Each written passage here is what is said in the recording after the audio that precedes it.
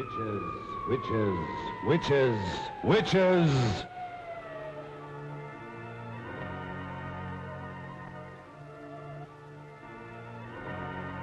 From just beyond the edge of light, from the deeper darkness where no living being has ever walked, comes the terror of those who have given their souls to the devil. This is the story of one such creature. This is the story of a witch. Across the pages of history lurk the ominous shadows of the werewolves, the sorcerers, the witches. Through the ages, man has known the evil that walks in the shadows of the night, and has feared the dark spirits of the unknown.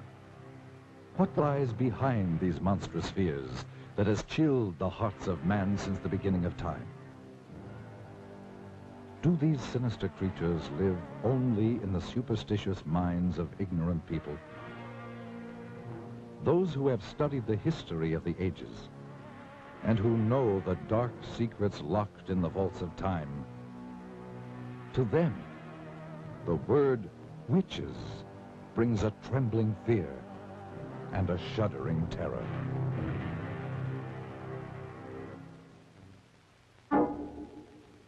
Great minds have sought to explain these things, and in the great museums of the world hang the work of the master artists of another age, giving mute testimony to the horrors of sorcery and witchcraft as they saw it in their day. To tell you this hideous tale, and to better help you understand these murderous creatures, let's go back 500 years, for that will bring us back to the time known as the Dark Ages, when the witches held much of Europe in their black grip of fear. And let us study some of the paintings by the great master artists who lived in the age of witchcraft. And through their eyes and the genius of their art, let us try to understand these strange creatures and the evil forces behind them.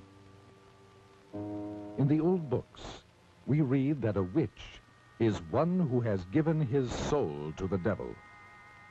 To do this, they must renounce God and all other things that are decent and good.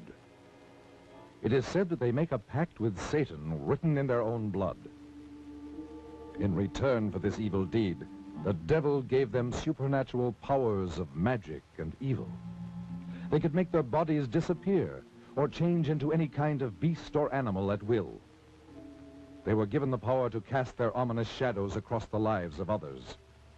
They could cast evil spells upon their victims, causing them to go blind or lose the use of their limbs, or even lose their minds. They could turn their victims' lives into nightmares of hell. For the devil is their master, and they must go forth upon the earth serving only the powers of evil. The witches would meet in the night at a prearranged rendezvous, usually in old secret dungeons or in the black depth of a forest.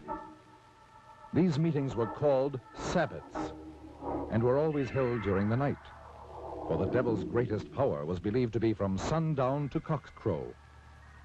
And many of the finest paintings by the great artists of that period tell the story more eloquently than words of the strange and evil things that took place at the Sabbat.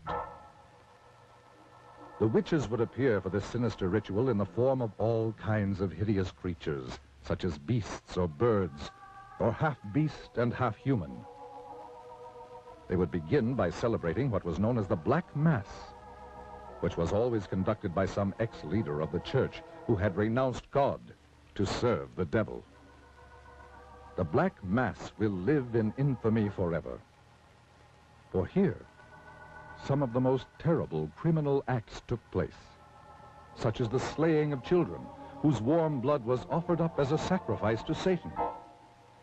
Then their bodies were thrown to the dogs or roasted and eaten by the witches. Following this ritual, the entire gathering would throw themselves into the most depraved orgies of filth and obscenity conceivable to the human mind. But to these evil, perverted creatures, it was all terribly exciting, and it provided an excuse for their unbridled lust and perverted sex. The fact that it had to be carried out in utmost secrecy made it all the more thrilling.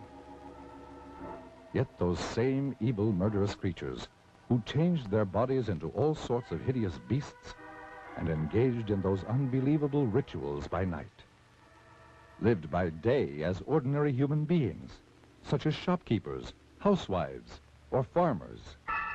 And as the years went on, the witches continued their murderous assault upon the people. And it is said that they called forth all the legions of the dead to battle for the souls of the living. For this is the goal of the devil. From the beginning of the 13th century through the 18th century, witchcraft ran rampant through Europe and was practiced with all of its blasphemous and obscene rituals. So, the Middle Ages became the Dark Ages, the age of witchcraft, the age of fear. But men and women who still had the courage to fight did so with all the weapons they knew. And after 5 centuries, the tide of battle turned. In many European countries, the practice of witchcraft was made a capital offense. Rulers decreed that their countries must be freed of this terrible scourge, and that all convicted of practicing witchcraft must die. Armies were called out to hunt down the witches. The fear was so great that entire villages said to be infested by witches were put to the torch. The old records tell of flames rising high into the night sky and hideous creatures streaking across the burning heavens, screaming foul obscenities. When confronted with death, many of the treacherous witches confessed to the most hideous crimes. Even the hardened soldiers who were trained to kill turned away sickened by some of their terrifying confessions. One group of witches alone confessed to the murdering of over 2,000 babies and small children, bought from the brothels and slums of the big cities. At last, the witches were no more. Old superstitions and taboos had yielded to the powers of light and knowledge. We, who live in the light of the 20th century, see the witch only in fantasy, as a hideous old woman sailing through the night sky on her broomstick. We are certain that these murderous creatures who walked the world in the Dark Ages, committing their atrocious crimes and casting their evil spells, never really existed, except in the twilight zone of the mind. But are we mistaken? From deep beyond the edge of light, from somewhere out there beyond the grave, beyond the dimensions of life, do these ominous creatures still exist? Let us see.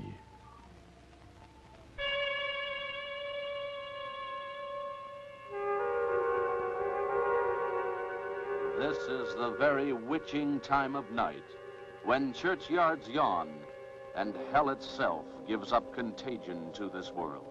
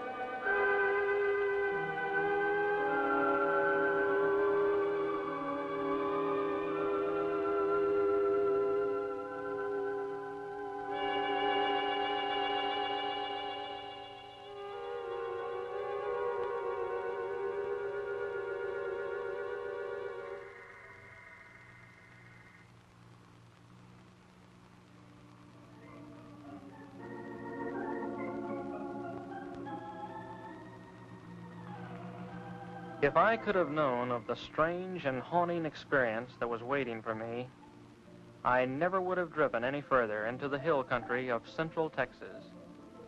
There are those who say that it was all a dream and that it didn't happen at all, nor could it happen in the 20th century. But I tell you, it happened.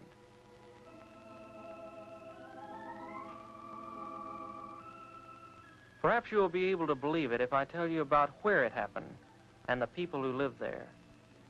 To begin with, it was early spring, and there are few places in the whole world as lovely as central Texas in April. But this is not the Texas of cowboy lore, for here, snug in a green valley rimmed by evergreen hills, are trim, clannish, thoroughly German villages. The German settlers came in 1846 seeking religious asylum in America.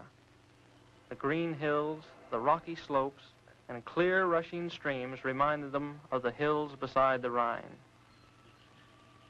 From limestone outcroppings in the encircling hills, they built their thick-walled homes, most of them still standing, mellowed to amber by the sun, still occupied by descendants of the settlers. And they have kept the faith that made their grandfathers brave sickness, isolation, and Indian raids, so that it be kept alive.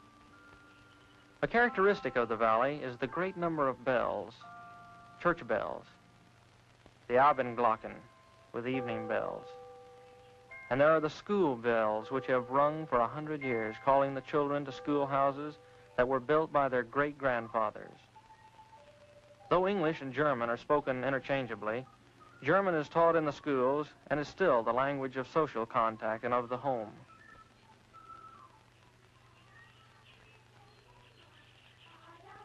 And they sing in German.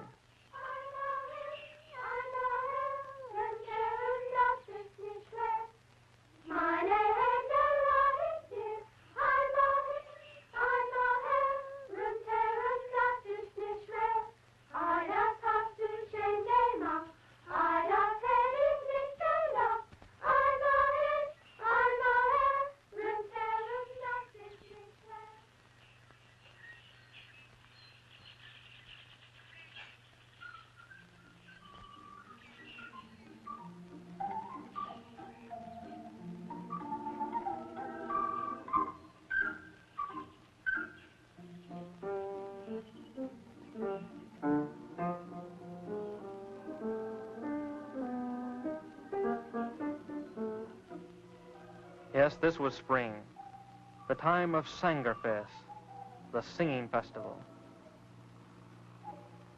I was trying to get to the village of Luckenbach, where a singing festival was in progress.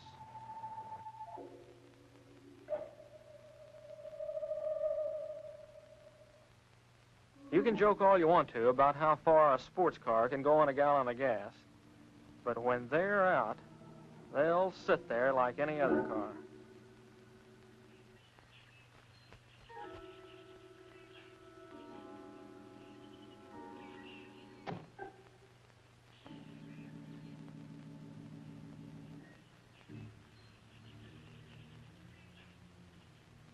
I was already late, so I decided to leave the car and walk into the village.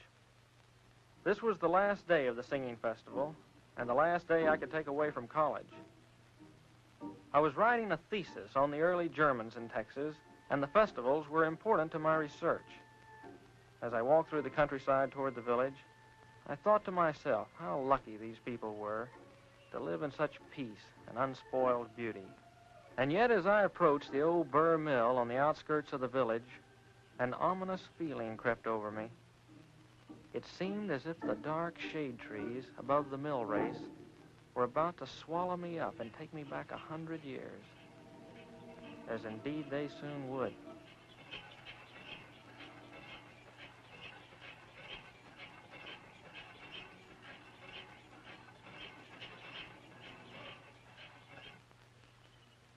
Hello there.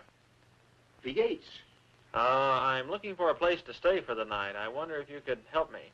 Schön ich sehen. Mein Bruder Hans. Good beer. Wiener Schnitzel. Sounds good enough for me. Kirska. Her name was Kirska. It was a pity that such a lovely creature would be the one to tell me that I was too late for the festival. She was dressed in a costume of the old country and had taken some village children to the festival. She said that her grandfather would be glad to have me at the inn.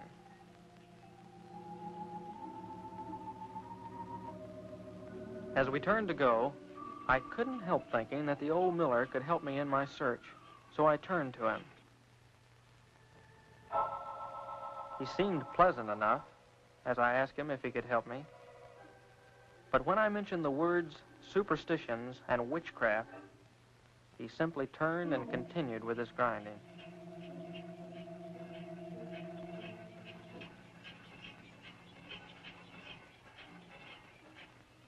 I dismissed the old miller from my mind as overly sensitive, and we started walking through the village toward the inn. I tried to ask Kirska questions about the village, but she was interested in what she called the outside. What it was like at college. What kind of clothes were being worn by girls her age. Suddenly I realized that I was out of place in this village, with its century-old homes and clean-swept walks.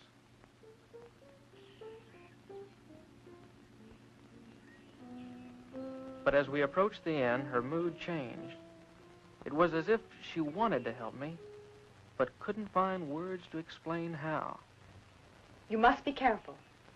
The old ones do not like to speak of the spirits and or hex. And your grandfather? Grandpapa will be glad to have you in our house. He will talk of anything you wish, and much of what you don't.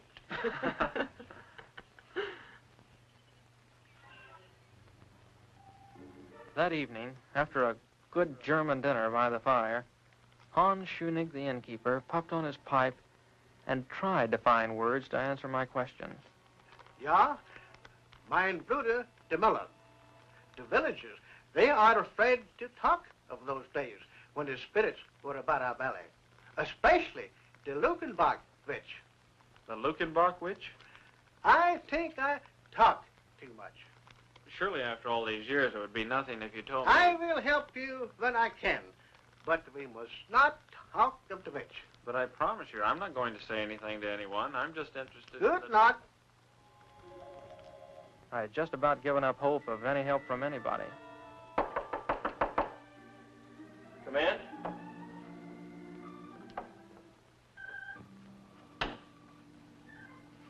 This water is fresh from the well.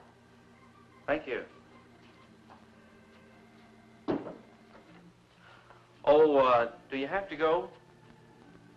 I mean, well, I'm not having too much luck with the others, and I thought someone younger might be able to help. Someone like you. More help? With my thesis. I'm doing research for a thesis. They want to help you. If they could be sure it was the German immigration you were writing about. But, okay, so it's not just about the immigration story. So it's also about customs and legends and strange oddities that we're hereabouts. And witchcraft? Listen, I didn't say anything You about can be honest with me. All right, so I'm interested in witchcraft and sorcery in the old colony. What's the harm in that? The old folks do not take these things lightly. I didn't mean to upset your folks the way I did. But what can be the harm in a guy researching something that happened over 100 years ago? You would have to live here to know us, to understand these things. You're what we call friender. You're from the outside. They don't trust you. Are they trying to hide something? Don't you? Why are you so interested? It's just an academic hobby with me. I know there's a lot of talk about witches and warlocks and stuff like that, and a lot of people actually believe it. But I've done a lot of research on witchcraft, and I actually believe it can be boiled down to a simple mathematical and economic formula. How do you mean? Look, in any history book, in any age where there was widespread famine, sickness, want, you find an outbreak of women being denounced as witches. In the late Middle Ages, thousands of people were executed in Europe and England. In Massachusetts, 20 witches were put to death. All of these were times of widespread disease and hunger. But when your people first settled in this country, they had not only disease and hunger to contend with, they had the Comanche Indian raids as well. Little wonder, then, that the ugly word witchcraft was heard in the new colony. But what pleasure can you get from studying about all this? To better understand the witch hunts we have today. Witch hunts? You would think that after the delusions of New England and early Texas, the urge to hunt witches would have disappeared from the Western world, but nothing of the kind. The medieval idea of witchcraft was replaced with things like race and nationality. What can I do to help? Your grandfather mentioned the Lukenbach witch, but caught himself when I tried to find out more about her. Now, I've heard of this case before. Can you tell me something about her? There was a woman called the Lukenbach witch. My grandfather and granduncle will not talk of it because it was their grandfather, Schoenig, who denounced her. The settler that built this inn? Yes. In this very room. In that very bed. Don't leave now. I have an old book, very old, which will tell you all about it. But you must not tell the others about the book. You have my word. I'll just be a minute. Kirska. Yes. You have the sweetest smile. Is that what the college boys are telling all the country girls this year? No, I really mean it. I believe you. It's just that I don't ever really notice anyone until they get a little bothered and light up like a candle. You know, with your German good looks set off with something simple and black, you'd look like a little cameo. I better hurry.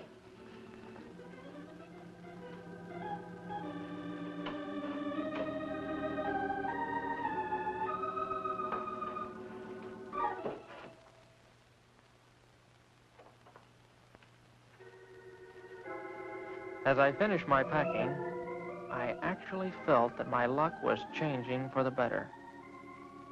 Just how much better, I couldn't describe. You'd have to see her.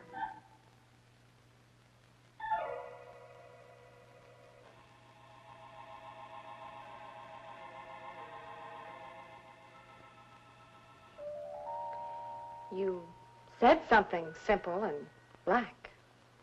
I did? Oh, yeah, I did. Shouldn't you close the door? Yes. Yes, of course.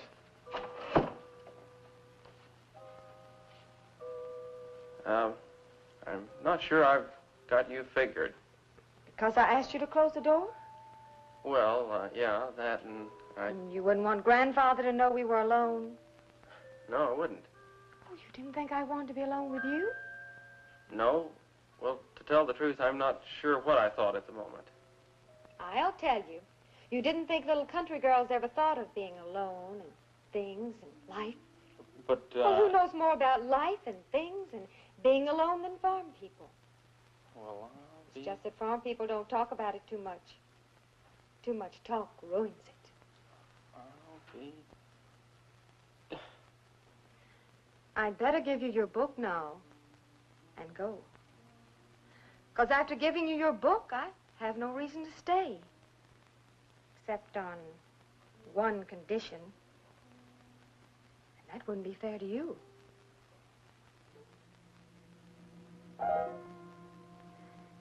Good night, Friender.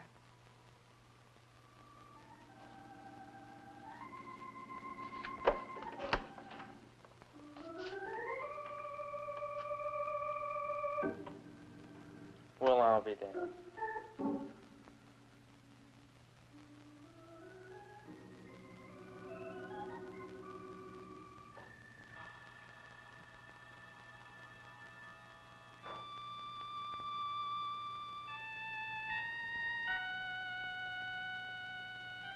The early Germans in Texas. To understand and properly know how witchcraft and suspicion raised its ugly head in the early colony, remember that in the first year of the settlement, typhoid, sleeping sickness, and other bitter hardships were climaxed by an epidemic that took the lives of 200 of the 600 settlers. The villagers looked for someone on whom to blame the troubles. What better subject than the widow who walked by moonlight? The widow who was too aloof to speak to the women of the village. The widow who caused the whispers about a clandestine affair with the innkeeper Schoenig. The widow witch, they called her. Witch? It must be remembered that this was a time when a man of power could conveniently denounce as a witch any woman discovered with him in his bed. Such a man was Otto Scheunig. Yeah.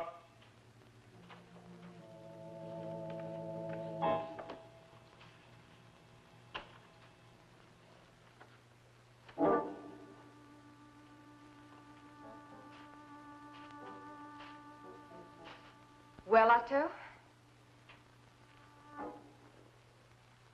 Well, widow? What excuse is it this time, Otto? What excuse? I have asked you to give me more time, woman. I have given you time enough. You must decide between us.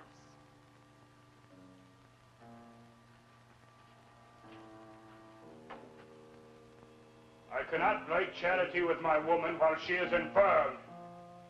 The villagers are talking. I hear their mouthing when I pass their doors. What are they saying, widow? They're saying that I have taken the bed of an invalid wife. They're blaming me for their miseries. The curdling of milk and the spoiling of butter. They say it is the curse of the widow witch. My washerwoman tells me that on Sunday last, the preacher read from the Old Testament, "Thou shalt not suffer a witch to live." You must take me away from all this. I cannot break charity with my woman while she is infirmed. You have broken charity with me? What am I? A chattel to be used when convenient? To function where your wife cannot? To lie with, but not to marry? Quiet, woman. Keep your tongue. I'll not be silent. For I fear this talk of witches was born with you. Is it you who have woven this web of spectral evidence about me? Is it you who have called me a witch? Oh, your face belies you, Otto. Would you have me burned?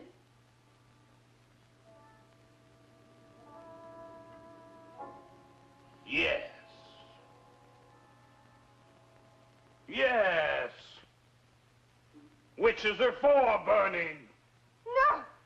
No! Stop your shouting, woman. Let her hear me. Let all hear me. You belie me. They are here now. The elders are here to learn how you cast your demoniac spell over this house. No! No, you lie! I have told them how you cast your spell over my wife to make her invalid. She is in league with the devil. The widow is a witch. That same night, under cover of darkness, they took the widow to the graveyard. There are those who said that she waited proudly without fear, and that she whispered over and over, Tot all alle Schönigs, death to all Schönigs. I will return. And with the self-same spire, I will kill all who bear the name of Schönig. How convenient for Otto Schönig that there could be no trial. Death would be by post-oak spire. They buried her not 100 yards from where she had lain with the cruel and deceptive Otto Schönig.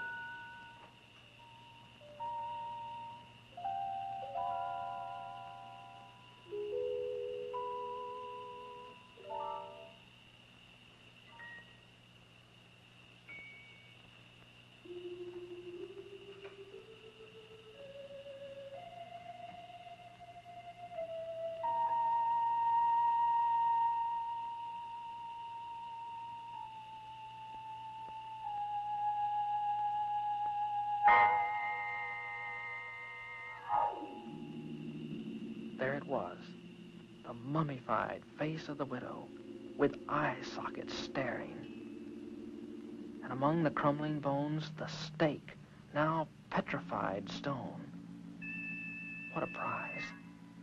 If I could but take the stake, and the temptation was too much.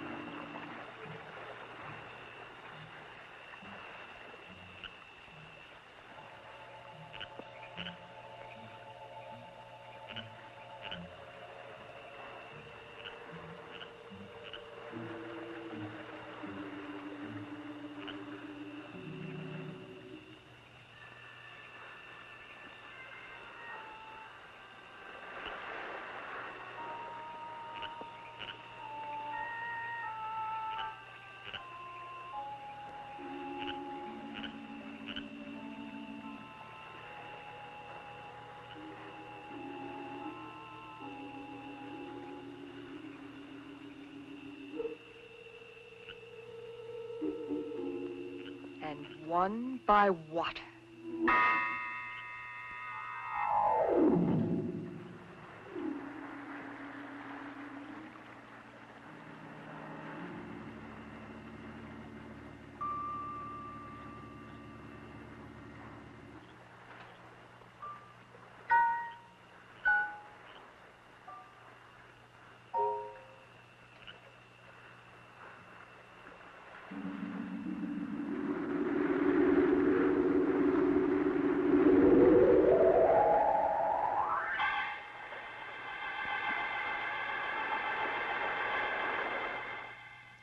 The next morning, the elders came to the inn.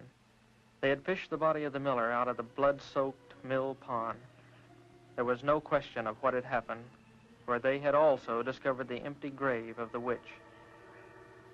I tried to speak up, but words wouldn't form in my mouth. This was all a dream, I wanted to tell them. This thing didn't happen. But as the elder continued to talk, the sudden realization came to me that it was true. I had uncovered a grave of a witch, and now, after 100 years, she had returned to avenge herself.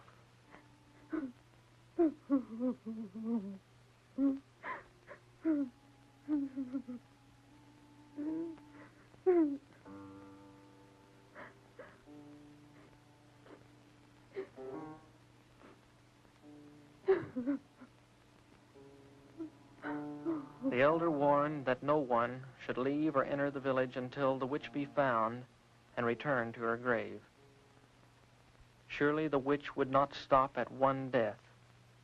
Where would she strike next? The only two villagers with the name of Schoenig were the innkeeper Hans and Kirska. As the moon rose, we did all we could do, bolt the shutters and wait.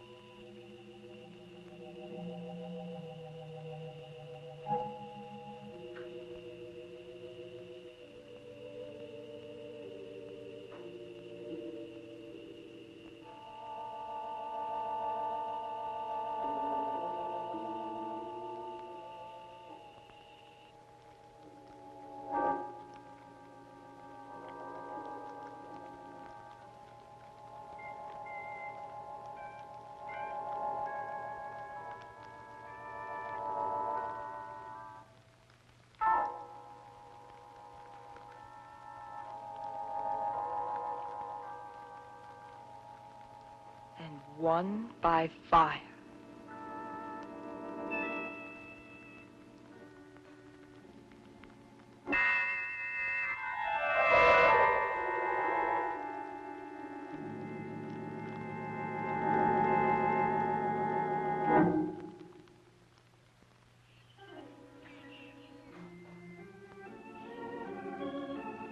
I was the guilty party. Just as surely as if I had held the stake, I had killed them. I could no longer contain my guilt. And yet, some kind of power kept me from speaking up. It was as if I was hexed by the witch herself.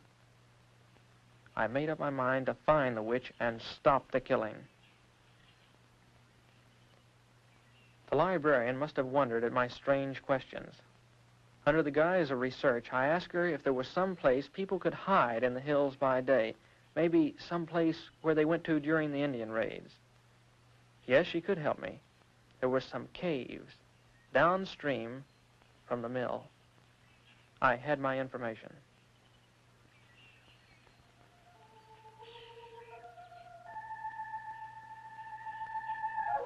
And so that night, as the moon bathed the hills with light, I crossed the mill race and headed toward the caves downstream.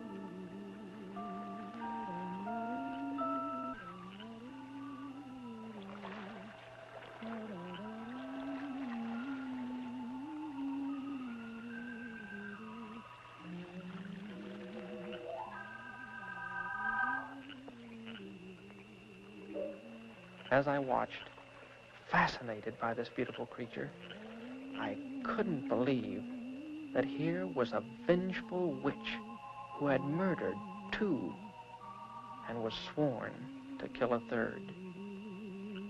For a moment, I felt sorry for her. This lonely nymph, whose friends were water snakes in the moon. And she seemed to know every sound of the night.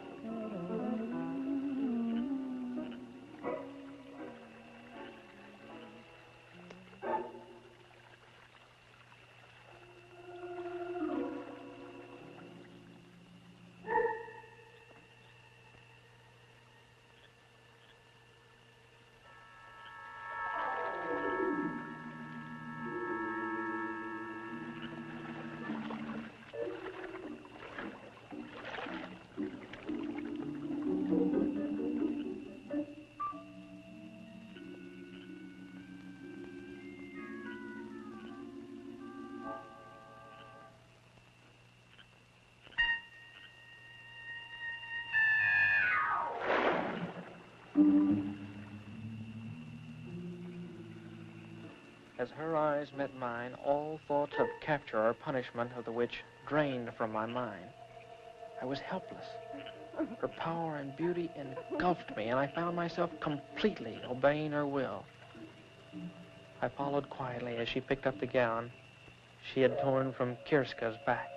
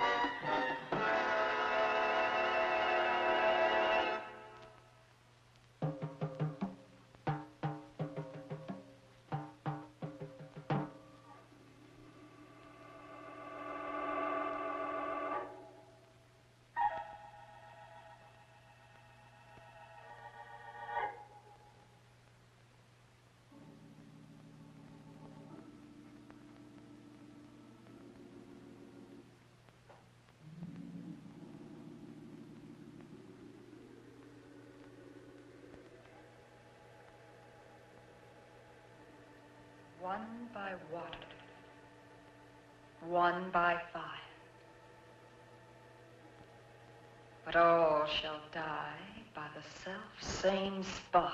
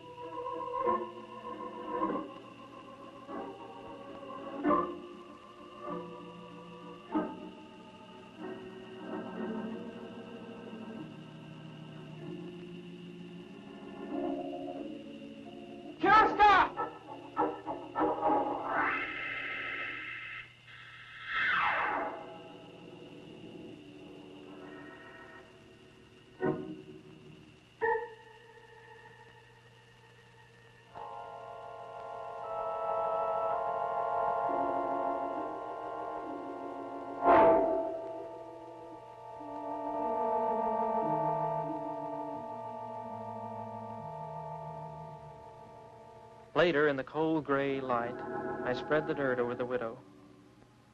My feelings were mixed. Here was a woman who had taken 2 lives. Yet she had been denounced maliciously and killed by the same stake.